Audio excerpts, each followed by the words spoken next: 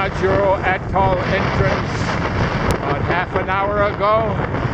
It's blowing 30 knots and I'm going fairly close haul because I have to make northing and the wind is sort of northeast, actually east-northeast.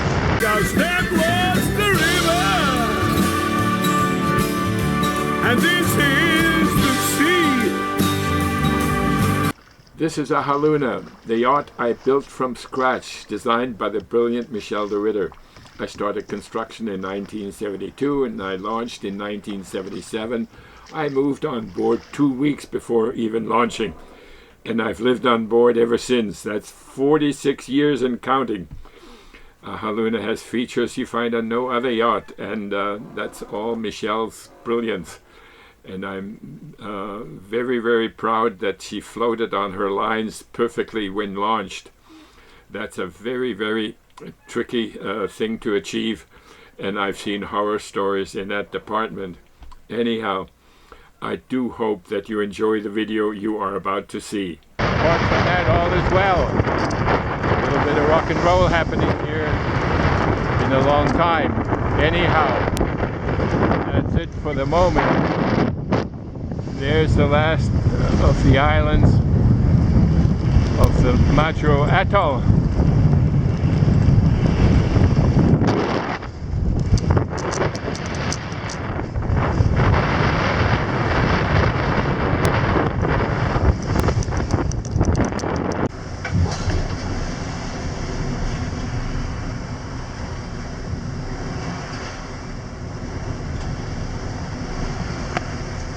It's day 2, just after 7 a.m. We're still trucking along at 5.5 to 6 knots. We've logged 121 miles since leaving Majuro yesterday morning, and all is well. I had a good night. My watch commander wakes me every 90 minutes to hit the button, otherwise a loud siren goes off, so I never sleep more than 90 minutes. Works out quite well, and the radar is on watchman duty. Every 20 minutes it scans for 1 minute and rings an alarm if there's any new target. That's it. Still nasty. Last night I rolled a deep reef into the jib so I could sleep, and this morning I unrolled it. Of course the wind is exactly from where we have to go. It's pretty nasty out here, not very comfortable. I saw my gear, my weather gear. That's a snowboarding jacket. I don't snowboard, but it's good. I got my heavy duty in the boots, so ready for whatever. That's it.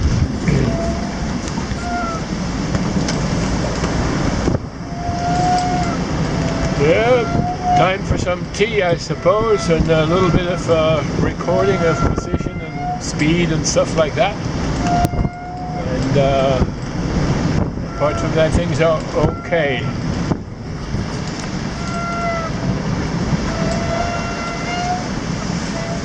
The autopilot only holds the trim tab in position. It's not working as autopilot, saving wear and tear on it.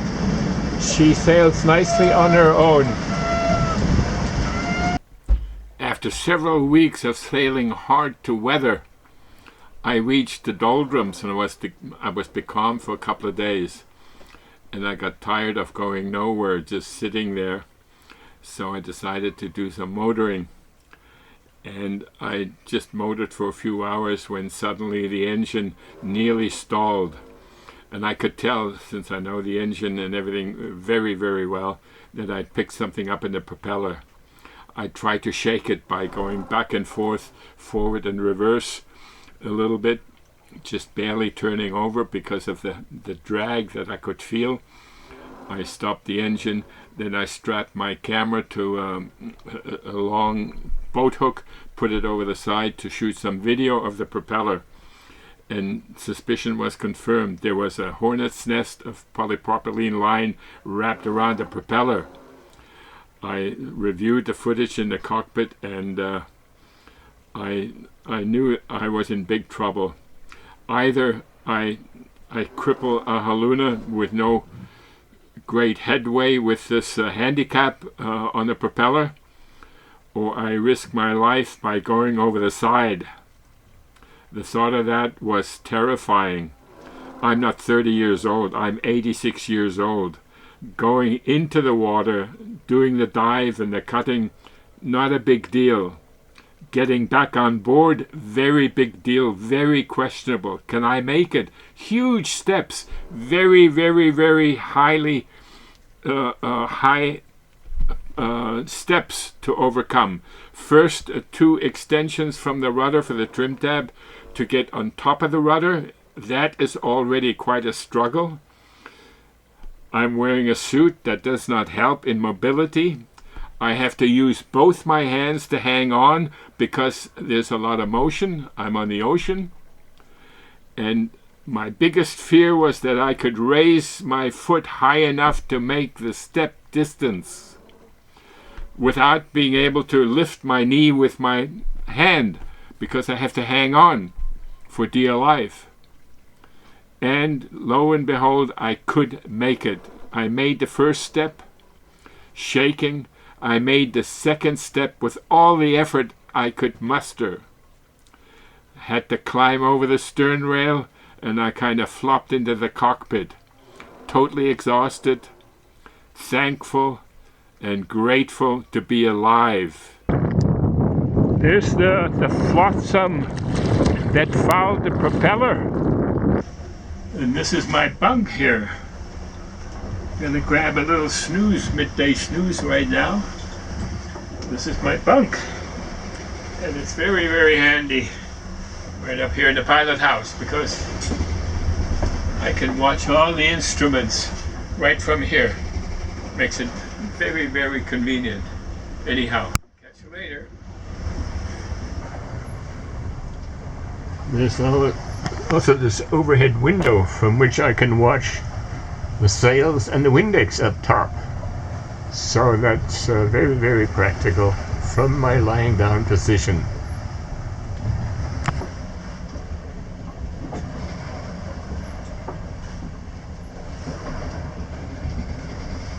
And on the driver's side, of course, there's the same overhead window for checking the sails and the Windex upstairs.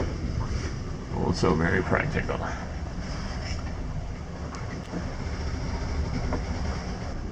Then there's the all-important watch commander, which lets you snooze at presettable times up to 90 minutes. First it beeps lightly to wake you up, and if you don't hit that button, a deafening siren howls at you, enough to wake up the dead. And it's hardwired, so you have to go to the engine to switch it off. Very, very valuable instrument for a single-hander. Discovered a big tear in the mainsail this morning. Not very nice. And I cannot find my sail repair tape. I don't know where I put it. I put it in the safe place just before leaving. And the place is obviously too safe. Cannot find it. Here I am stitching the mainsail.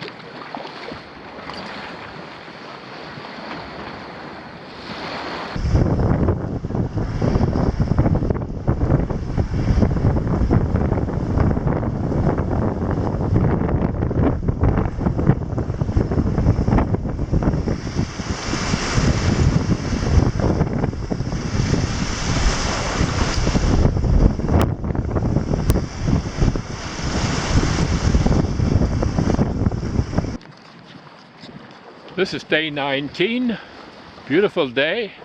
We're doing 5 knots with an apparent wind of only 7 knots and fairly flat water except for a long old swell. First time in a long while, pleasantness. We had dead calm and all kinds of nasty stuff earlier in the trip, but it's going really nicely now. Had a wonderful visit by 2 or 3 huge whales yesterday, but it was very difficult, of course, to take pictures. By the time you hear the blow, you aim and they're ready to go back down. Anyhow, all is well.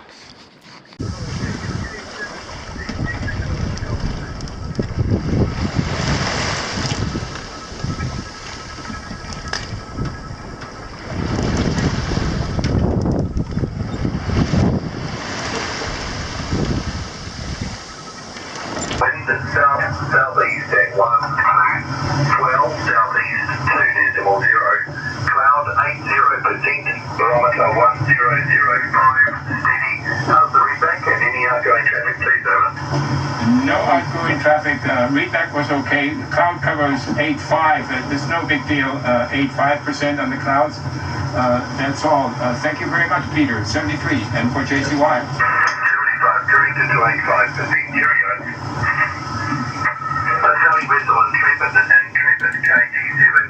I would like to put out a big thank you to the amateur radio community. They've been a great help for communications with the rest of the world, the outside world. I had no other means. And the first one to pick me up was an Australian station, which is VK4EKA, Dougal. He picked me up while I was on the Pacific Maritime Mobile Net, which is on 21 megs, which works very well at times and sometimes not at all. And also on 21 megs, that same net, K7UYK, Al in Oregon picked me up and relayed. Both of them did email for me to my friend in Mexico, which was great. And then I got a lot of support in terms of relay and so on from Paula, NX1P. Much appreciated.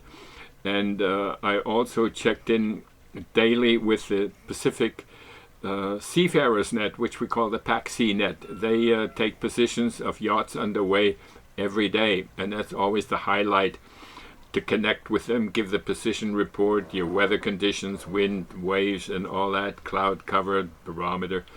Wonderful. And then also on the PAC-C Net was Jim, always ready to help. Jim is K4 Zulu Mike. Jim was super helpful in helping me with weather and also with email messages. And then I picked up my longtime friend WA4 YBC Jim in Atlanta, just north of Atlanta, Georgia. And Jim runs the Maritime Mobile Service Net every Sunday at midnight Zulu, and also Mondays at midnight Zulu. He runs the Maritime Mobile Service Net, and it's always great to connect with Jim. We go back a long ways, and Jim has also escorted me on another vessel by radio across the Atlantic a few years back. Great to have all your help. Thank you all.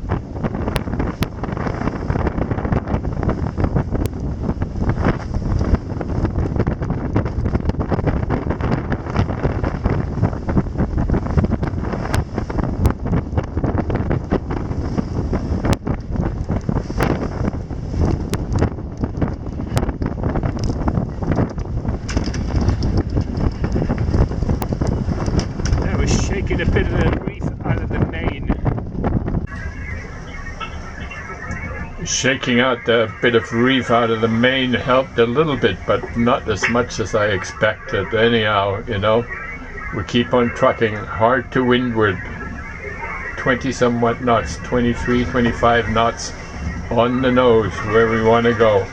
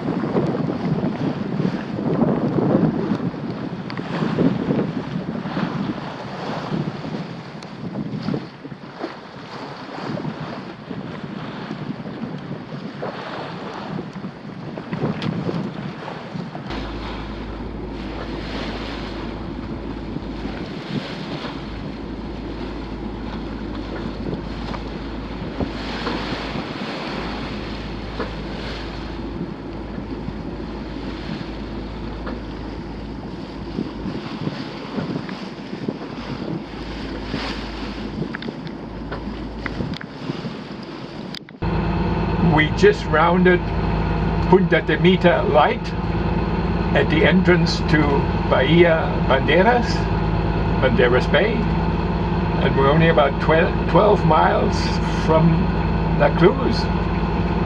7,500 miles. There you go. 80 days, 7,515 miles, and I made it. I'm very, very happy, very proud to have made it, and thankful. It was great to put my feet on terra firma. It was great to eat wonderful papaya, avocados, mangoes. Wonderful to be here. Very, very pleased.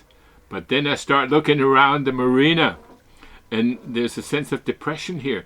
There's all kinds of retired older folks on their boats, and they've been here for years. They're not going anywhere.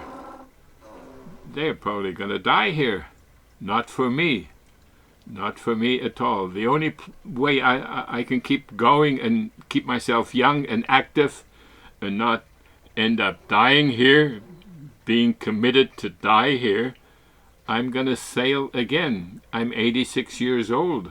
If I stay here, I'm going to rot. I have to sail. And I'm looking at the horizon, and guess what? Hong Kong is in my sights, and it won't be too long. I have to do quite a bit of work on Ahaluna, haul out and so on, but I got my sights set on Hong Kong. How do you like that? Navigare necesse est.